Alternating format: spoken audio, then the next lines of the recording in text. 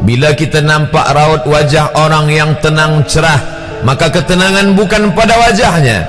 Bila nampak orang melangkahkan kaki dengan tenang penuh wibawa, maka ketenangan bukan pada kakinya.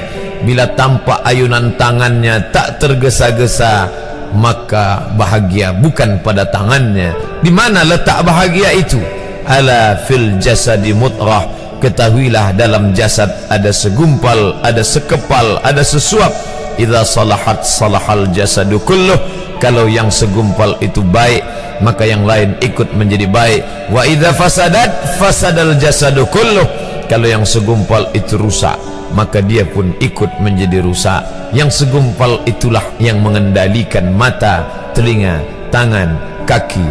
Yang segumpal itulah tempat rindu, benci, marah, ridha, ikhlas, fasik, hasad, kufur. Di sanalah bersemayam rindu dan benci. Maka jangan terlampau benci. Habib habibaka haunamma. Kalau kau sayang, sayanglah secukupnya sahaja. Karena boleh jadi hari ini kau sayang, besok berubah menjadi kebencian. Kalau kau benci, bencilah secukupnya sahaja. Boleh jadi esok pagi dia menjadi orang yang tersayang. Berapa banyak puan-puan berkata, siapa itu? Itulah orang yang dulu paling aku benci. Tapi hari ini masih ada juga benci, tapi tak banyak. Oleh sebab itu maka dijaga dia. Yauma la yanfa'u malun. Hari itu tak ada guna harta, wala banun, tak ada guna anak, illa man atallah, kecuali orang yang datang menghadap Allah biqalbin salim, dengan hati yang salim. Qal, qaf, lam, ba, qallaba, berbolak-balik. Qallaba, tidak selamanya bahagia. Kadang pagi hati tenang, petang datang dia pun susah. Kadang pagi hati lapang, petang tiba dia pun gundah. Maka apa yang dapat menolong? Ala bizikrillah, ketahuilah dengan banyak menyebut mengingat Allah, tatmainnul qulub, maka hati akan menjadi lapang. Qalbul mu'min baina asabi'ir rahman, hati orang beriman berada di antara jari jemari kuasa Rahman. Kalau dia hendak, dia balikkan yang senang menjadi susah. Kalau dia berkehendak yang susah, dia balik menjadi lapang. Berapa banyak orang yang tampaknya mungkin kita kata dia susah, tapi dia masih boleh tersenyum.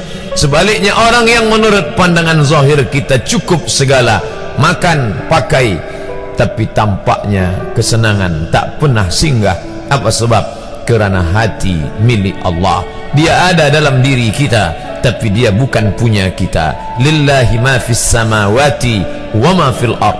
Apa di langit, apa di bumi, milik Allah. Balikkan kepada Allah. Dari Allah balik kepada Allah. Senang mengucapkannya, payah mengamalkannya, lebih sulit memasukkannya ke dalam hati. Oleh sebab itu maka apa cara supaya hati menjadi lapang? Yang pertama, iman. Mesti ada iman, percaya bahawa dia ada walaupun tak tampak oleh mata. Dulu ada seorang filosof, dia berkata bahawa aku percaya dia ada bila boleh tampak oleh mata, disentuh tangan, didengar telinga. Tapi bila tidak dapat ditengok mata, dipandang mata, didengar telinga, disentuh tangan, maka dia tidak ada. Inilah orang-orang yang berfaham wujudiyah. Wujud ada, mikrofon ada, mimbar ada, orang ada, kerana aku boleh menatap dengan mata, mendengar suara dengan telinga, bersapa tangan dengan alat yang diciptakan Allah Subhanahu wa ta'ala.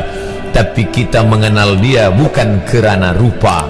Bahkan bila kita pejam mata nampak berbagai macam rupa, itukah dia? Bukan. Walam yakul lahu kufuwan ahad. Bila kita pandang tengah malam tampak bermacam warna rupa, itukah dia? Ma khatara bibalik fallahu laisa kadzalik.